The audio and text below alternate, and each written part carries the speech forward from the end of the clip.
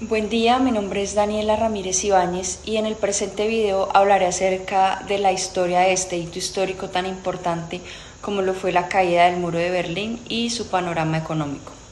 Todo empezó en el año de 1945 con el fin de la Segunda Guerra Mundial y el inicio de la Guerra Fría. Como es conocido, Alemania fue perdedora de esta Segunda Guerra Mundial y ésta se encontraba en unas condiciones que le exigían reparar cuantiosas sumas a los países que había afectado, cayendo en una hiperinflación, disminuyendo el empleo y afectando el consumo de los bienes de primera necesidad. Berlín, capital de Alemania, fue dividida en 4 partes y estas fueron separadas por un bloque capitalista al oeste con Estados Unidos, Francia y Reino Unido, denominados como República Federal Alemana, y un bloque comunista al este liderada por la Unión Soviética, llamada República Democrática Alemana.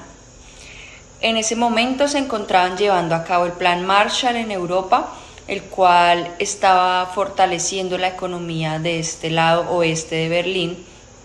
Este plan fue ideado por Estados Unidos para apoyar económicamente a los europeos, los cuales habían quedado devastados después de la Segunda Guerra Mundial. Pero detrás de esto habían otros objetivos, como frenar el ideal del comunismo, que estaba liderado por la Unión Soviética, apoyar las exportaciones de productos de empresas norteamericanas y aumentar la influencia de Estados Unidos en la región, entre algunos otros objetivos. También algunas de las características que tenía este plan eran las tasas de interés bajas, la compra de sus productos estadounidenses, políticas de estabilización monetaria y antiinflacionaria, integración y cooperación intraeuropea. Y cabe resaltar que Reino Unido y Francia fueron parte de los países que más se beneficiaron con estas ayudas.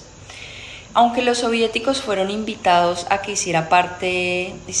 este plan Marshall, ellos se negaron rotundamente, así que el socialismo del lado de Berlín, del lado este, estaba manteniendo una economía de escasez, estancamiento, carestía y obsolencia productiva. Esta situación estaba causando una gran tasa de emigración de ciudadanos del este que buscaban una mejor calidad de vida al oeste de su país. Es por eso que los soviéticos, el 12 de agosto de 1961, construyeron un alambrado de 155 kilómetros dividiendo Berlín en dos, las cuales después fueron convertidos en muros de paneles de hormigón, con alambrados, obstáculos, minas, iluminación excesiva, y era custodiada por militares armados, lo cual evitaría que cualquier persona pudiera cruzar esta frontera, generando muchas muertes de aquellas que sí intentaron cruzar. Posteriormente, en el año 1989 en Polonia se celebró de las primeras elecciones parcialmente libres en décadas, con lo que Hungría abrió sus fronteras con Austria y esto permitió el cruce por otro camino del muro, causando presión en los gobernantes del momento mediante grandes protestas. Finalmente fue abierta la frontera de Berlín, generando que en el mes de noviembre de 1989 las personas destruyeran dicho muro y finalmente el 3 de octubre de 1990 se diera la unificación de Alemania, uniendo familias separadas por casi 30 años. Para después de la caída de la Unión Soviética, según el politólogo Francis Fukuyama, concluye que la caída del bloque soviético evidenciaba que el comunismo era un régimen económico irrealizable y que sus experimentos solo podían llevar a la dictadura. Por otro lado, la caída del muro de Berlín evidentemente impulsó a la mejora de la economía de este país y de toda Europa, convirtiéndose en una de las más grandes economías de este continente. En 1961 el PIB se encontraba en 218.413 millones de dólares y hoy en día se ha incrementado en más de un 200%, siendo uno de los importadores y exportadores más importantes a nivel mundial. Por otro lado, el desempleo en Alemania se ha reducido desde el año 1991, donde la tasa se encontraba en un 6% y actualmente se encuentra en aproximadamente un 3%.